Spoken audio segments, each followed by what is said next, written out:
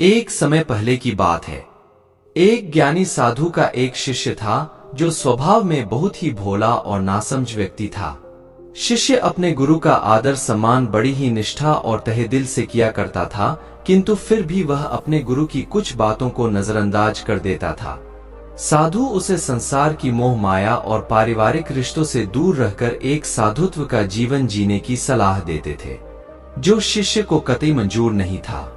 शिष्य अपने परिवार से दूर नहीं रह सकता था और अपने गुरु की भक्ति भी नहीं छोड़ना चाहता था। वह गुरु भक्ति और पारिवारिक रिश्तों में कोई भेद नहीं रखना चाहता था।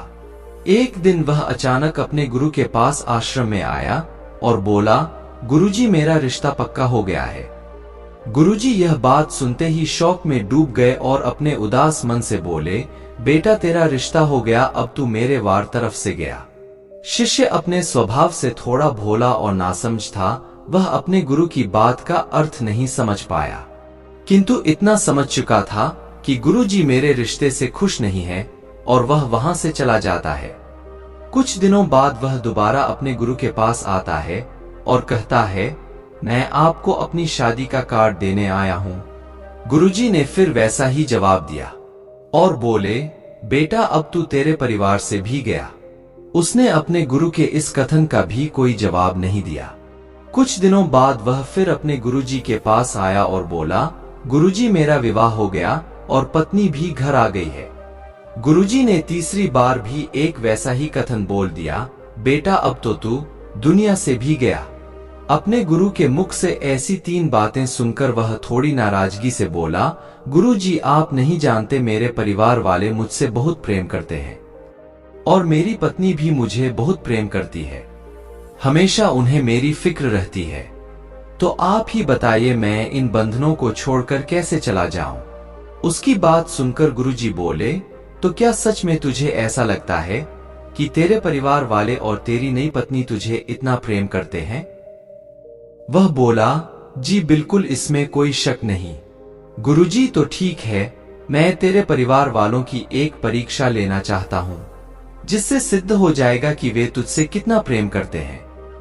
इसके लिए तुझे मेरा एक काम करना होगा। शिष्य बोला, जी अवश्य, बोलिए क्या काम है? फिर गुरुजी ने अपने शिष्य के साथ मिलकर एक योजना बनाई, जिससे सिद्ध हो जाएगा सत्य क्या है। गुरुजी बोले, एक काम करो, तुम घर जाओ और अचानक पेट दर्द का बहाना करके जमीन पर गिर जाना और जोर जोर से चिल्लाने लग जाना, ताकि तेरी आवाज सुनकर वहां सभी एकत्रित हो जाएं। फिर तेरे घरवाले डॉक्टर को बुलाएंगे। उसकी दवाई लेने के बाद भी तुझे कहना है, मेरे पेट में दर्द बढ़ता ही जा रहा है, मेरे गुरुजी को बुला दो, मुझे वही ठीक कर सकते हैं, नहीं तो मैं मर जाऊंगा और जैसे ही मैं वहां पहुंचूंगा तुम मरने का बहाना कर देना। अपने गुरु की पूरी योजना सुनने के बाद शिष्य ने कहा, ठीक है गुरुजी, आज देखते हैं किसके वचन सत्य हैं। वह अपने घर पहुंचता है और अपने गुरुजी के कहे अनुसार पेट दर्द का बहाना कर जमीन पर गिर जाता है। उसके घर वाले उसे इस अवस्था में देखकर भयभीत हो गए। उन्होंने जल्दी से डॉक्टर को बुलाया। सभी काफी दुखी दिखाई दे रहे थे, जिसे देखकर शिष्य थोड़ा मन ही मन खुश हुआ, लेकिन उसे अभी योजना आगे बढ़ानी थी। वह बोला, मुझे दवाइयों से कोई फायदा नहीं हो रहा है, कृपया करके जल्दी से मेरे गुरुजी को बुला लाओ, केवल वही मुझे ठीक कर सकते हैं, नहीं तो मैं मर जाऊंगा। उसके बड़े भाई तुरंत जाकर गुरुजी को बुला लाए।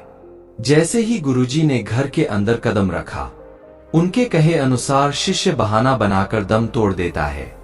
गुरुजी उसका हाथ देखते हैं और अपने भगवा रंग के तौलिए से उसे ढक देते हैं और अपने निराश मन से कहते हैं, आप लोगों ने मुझे बुलाने में थोड़ी देर कर दी, मेरा शिष्य अब इस दुनिया में नहीं रहा। मरने की बात सुनते ही उसके घरवाले खूब जोर जोर से रोने लगते हैं। कोई अपना माथा जमीन पर मारता है तो कोई भगवान को उल्टा सीधा कोसने लगता है। पूरा परिवार शोक के सागर में डूब चुका था।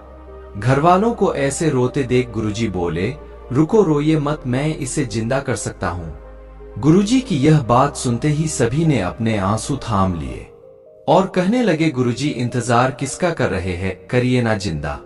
गुरुजी बोले, जिंदा तो मैं कर दूंगा, लेकिन ये बताओ इसकी जगह जाएगा कौन? किसी एक को इसकी जगह जाना होगा और यह जिंदा हो जाएगा। सभी घरवाले गहरी चिंता में फंस गए। सभी ने एकदम चुप्पी साध ली। उनकी चुप्पी को तोड़ने के लिए गुरुजी बोले, माता जी आप सबसे ज्यादा रो रही हैं। आप क्यों नहीं चली जाती इसकी जगह? माता बोली, नहीं गुरुजी, मैं चली गई तो मेरे पति को रोटी कौन पकड़ाएगा? गुरुजी शिष्य के पिता से बोलते हैं। शिष्य के पिता बोलते हैं, गुरुजी मेरे मरने के बाद मेरी पत्नी का ख्याल रखेगा कौन? गुरुजी उस शिष्य की पत्नी से बोले जो अपने आंसू नहीं रोक पा रही थी। पत्नी बोली, गुरुजी मेरी अभी नई नई शादी हुई है, अभी तो मुश्किल से 15 दिन भी नहीं हुए, भला मैं क्यों अपनी जान गवा दूं? मेरी तो दूसरी शादी भी हो जाएगी। सबकी बात सुनकर गुरुजी बोले, तो ठीक है, इसकी जगह मैं चला जाता हूं। सभी घरवाले खुश हो गए। घरवाले, यह ठीक है गुरुजी, आपके आगे पीछे कोई है भी नहीं? गुरुजी बोले, तो ठीक है, मेरा कुछ सामान लाओ, 1 किलो दूध, 3 बाजरे की रोटी, 1 पाव देसी घी। घर वालों ने सभी सामग्री लाकर गुरुजी को दे दी। उन्होंने दूध में रोटियां तोड़ी और मिलाई और उसमें घी डालकर बोले, अब मैं यह पीऊंगा और मेरे पीते ही मेरी आत्मा इसके अंदर चली जाएगी। घी दूध तो गुरुजी का एक बहाना मात्र था भोजन करने के लिए। जैसे ही गुरुजी ने इसे पीकर खत्म किया, शिष्य का हाथ पकड़कर बोले, खड़ा हो जा। शिष्य तो पहले से ही जिंदा था, मरने का तो केवल एक बहाना था। खड़ा होकर बैठ गया। उसके घरवाले उसे जिंदा होते देख काफी खुश हुए, लेकिन अपने परिवार की नकली खुशी देखकर वह एक गहरे दुख में डूब गया। गुरुजी ने उसके उदास चेहरे को देखा और बोले, तो ठीक है, अब मैं चलता हूँ, नहीं तो मैं यहीं पर दम तोड़ दूंगा। तो तुम्हें परेशानी होगी, मैं खुद ही चला जाता हूँ। गुरुजी जैसे ही जाने के लिए आगे बढ़े, शिष्य ने उनके पैर पकड़ लिए और बोला, कहाँ जा रहे हैं गुरुजी? अपने इस भोले और नासमझ भक्त को अपने साथ लेकर नहीं जाओगे? तब से शिष्य ने सांसारिक मोह माया और पारिवारिक रिश्तों से अपने सारे बंधन तोड़ लिए और अपने गुरुजी के साथ आश्रम रहने का निश्चय कर लिया। और उन्हीं की कृपा से उसने अंतर्ध्यान के लिए नाम शब्द हासिल किया। दोस्तों, अगर यह कहानी आपको अच्छी लगी हो तो इस वीडियो को शेयर करें और ऐसी कहानी सुनने के लिए हमारे चैनल को सब्सक्राइब और वीडियो को लाइक जरूर करें।